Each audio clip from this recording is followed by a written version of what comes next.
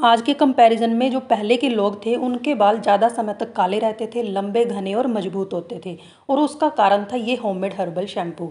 मैं आपके साथ पहले भी एक होममेड हर्बल शैम्पू की वीडियो शेयर कर चुकी हूँ।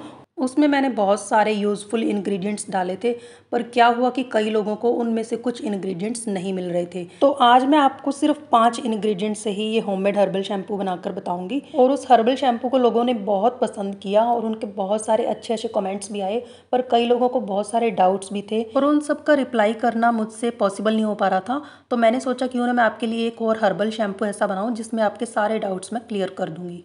इसलिए आज की वीडियो को आप लास्ट तक देखें ताकि आपके सारे डाउट्स क्लियर हो सकें। तो चलिए जल्दी से शुरू करते हैं इस हर्बल शैम्पू को बनाना। इसे बनाने के लिए मैंने यहाँ पर 50 ग्राम सूखा आंवला लिया है। गर्मी में हम इसे ज़्यादा देर तक स्टोर नहीं कर सकते, इसलिए हम थोड़ी मात्रा में ही बनाएंगे। अब मैं इसमें 2 चम्मच शिकाकाई पाउडर डाल रही हूँ। मेरे पास साबुत फलियाँ नहीं थी, आप इसमें 50 ग्राम साबुत फलियाँ भी डाल सकते हैं। अब इसमें मैं 5 सौंफ नट्स डाल रही हूँ, इसे रीठा भी कहते हैं। लास्ट वीडियो में हमने तीनों की बराबर मात्रा रखी थी और इस बार हम रीठा कम डाल रहे हैं क्योंकि इसका एक कारण है, वो मैं आगे आपको बताऊंगी। और अब इसमें 2 चम्मच डालना है आपने मेथी दाना। मेथी दाना तो आप सबको अपनी किचन में आराम से मिल जाएगा, इधर उधर भागने की भी ज़रूरत नहीं है। अभी इसमें एक इंग्रेडिएंट और डालना है और वो इसे हम बॉईल करते टाइम डालेंगे। तो अभी हम इसमें 2 गिलास पानी डालकर इसे ढककर रात भर के लिए ऐसे ही छोड़ देते हैं। सुबह तक सभी इंग्रेडिएंट्स इस पानी में अच्छे से इन्फ्यूज़ हो जाएंगे। अब इसे हमने उबलने के लिए रखना है, पर उससे पहले जो इसमें हमने सौंफ नट्स डाले थे उनके बीज अलग कर देंगे। तो ये सारे बीज मैंने अलग कर दिए हैं। अब इसे हम उबलने के लिए रख देते हैं। अब इसे 10 मिनट तक अच्छे से बॉईल करेंगे। फिर इसमें 1 चम्मच डालेंगे अलसी के बीज। अलसी के बीज डालने के बाद हम इसमें 1 गिलास पानी और डालेंगे और फिर इसे 15-20 मिनट तक उबलने देंगे। जब तक ये बॉईल हो रहा है तब तक मैं आपके सारे डाउट्स क्लियर कर देती हूँ। कुछ लोगों ने कहा कि इस शैम्पू को यूज़ करने के बाद हमारे बाल काफ़ी ड्राई हो गए हैं, तो उसका कारण भी मैं आपको बताती हूँ। जैसा कि आप जानते हैं कि हमारी स्किन टाइप अलग अलग होती है, वैसे ही सबके बालों का टेक्सचर भी अलग अलग होता है। किसी के बाल ड्राई नेचर के होते हैं, किसी के नॉर्मल तो किसी के ऑयली। तो जिन लोगों ने मुझे ये कमेंट किया था कि उनके इस हर्बल शैम्पू से बाल ड्राई हो गए हैं, तो वो रीठा कम मात्रा में डालेंगे तो उनके बाल कभी भी ड्राई नहीं होंगे। और जिनके बाल नॉर्मल हैं, ऑयली हैं, वो बराबर मात्रा में रीठा डाल सकते हैं। और कुछ लोगों को डाउट था कि क्या इससे हमारे बाल काले होंगे। इससे आपके बाल काले क्यों नहीं होंगे, आप ये बताइए। एक तो देखिए ये विटामिन सी से भरपूर है और भी इसमें बहुत सारे न्यूट्रिएंट्स हैं जो कि आपके बालों को काला बनाए रखने में आपकी हेल्प करेंगे। अगर आप बच्चों को अभी से हर्बल शैम्पू लगाना शुरू कर दोगे तो उन्हें प्री मैच्योर ग्रेइंग हेयर की प्रॉब्लम कभी आ ही नहीं सकती है। साथ में बालों की ग्रोथ अच्छी हो जाएगी, हेयर फॉल कम होगा और बाल हमेशा हेल्दी रहेंगे। अगला सवाल ये था कि क्या हम इसे स्टोर करके रख सकते हैं और ये कितने दिन तक चल जाता है।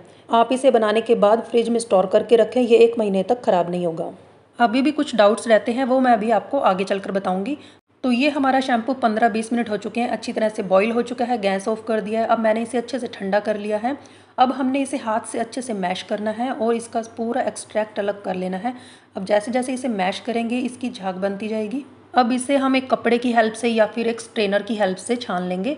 इसे छानने के बाद भी जो ये मटेरियल बचेगा ना, इसे आप फेंकना मत। इसमें आप फिर से 2 गिलास पानी डालना, इसे बॉईल करना और फिर से इसे छान के इसका शैम्पू निकाल लेना। अभी इस मटेरियल को मैं फिर से उबाल कर नहीं दिखा पाऊंगी क्योंकि वीडियो बहुत लंबी हो जाएगी। आई होप कि आपको अच्छे से समझ आ गया होगा कि मैं क्या कहना चाहती हूँ। तो अब ये देखिए मैंने इसे छान कर अलग कर लिया है। और कुछ लोगों की कमेंट्स आए थे कि आपने इसे लोहे के बर्तन में क्यों नहीं बनाया। ये लोहे के बर्तन में ही बनाना चाहिए, पर इसका एक कारण है कि मैंने क्यों नहीं बनाया। क्योंकि जब मैं इसे पहले लोहे के बर्तन में बनाती थी तो वो बालों के लिए तो अच्छा था, पर जो इसे बनाते टाइम हाथ काले होते थे ना, वो 2-2 दिन तक साफ़ नहीं होते थे और थोड़ा सा देखने में बुरा लगता था। साथ में जो फैमिली मेम्बर्स थे ना, वो इसे अवॉइड करने लग गए थे, बालों में लगाते ही नहीं थे भी हमारे हाथ ना काले हो जाएं। और सबको इतनी जल्दी होती है कि ग्लव्स डालने का तो टाइम ही नहीं होता उनके पास, फटाफट से अपने बालों में लगाने की करते हैं। तो इसलिए मैंने उसे लोहे के बर्तन में बनाना छोड़ दिया, मैंने इसे स्टील के बर्तन में बनाना शुरू कर दिया। तो देखिए अब इसे मैंने एक बॉटल में निकाल लिया है। आप भी इसे एक बॉटल में स्टोर करके रख सकते हैं, पर इसे फ्रिज में ही रखना आप, तो ये 1 महीने तक आराम से चल जाएगा। अब अगला सवाल ये था कि इसे हम अपने बालों में कैसे लगाएं। इसके लिए आप कोई भी छोटी सी बॉटल ले लेना, उसके कैप में होल कर लेना। मेरे पास ऑलरेडी एक ऐसी ही बोतल है जिसके कैप में होल किया हुआ है। तो इस बोतल में मैंने उतना ही डाला है जितना मैंने अपने बालों में लगाना है, बाकी मैंने फ्रिज में ही रख दिया है। जैसी बोतल मेरे पास, अगर वैसी नहीं है ना आपके पास, तो आप कोई भी कोल्ड ड्रिंक वाली छोटी सी बोतल ले लेना और उसके कैप में आप एक होल कर लेना, जिससे बालों में लगाना ईजी हो जाएगा। देखिए इसके कैप में मैंने ऑलरेडी होल करके रखा हुआ है, ये देखिए। अब इस बॉटल की हेल्प से आप अपने पूरे बालों में इसे अच्छे से अप्लाई कर लें और इसे आप बालों में हमेशा हेयर मास्क की तरह लगाएंगे तो आपके बालों को बहुत अच्छा रिजल्ट मिलेगा। इसे बालों में आप कम से कम 1 घंटा लगाए रखें और उसके बाद माइल्ड शैम्पू से वॉश कर दें। अगर आपके बालों में ऑयलिंग की हुई है तो आपको शैम्पू थोड़ा सा यूज़ करना पड़ेगा, अदरवाइज़ आप इसे ऐसे ही पानी से वॉश कर दें। तो इस तरह से इस शैम्पू को आपने यूज़ करना है, स्टोर करके रखना है और बनाना है। तो जल्दी से आप भी इस शैम्पू को बनाएं और अपना रिजल्ट मेरे साथ शेयर करें।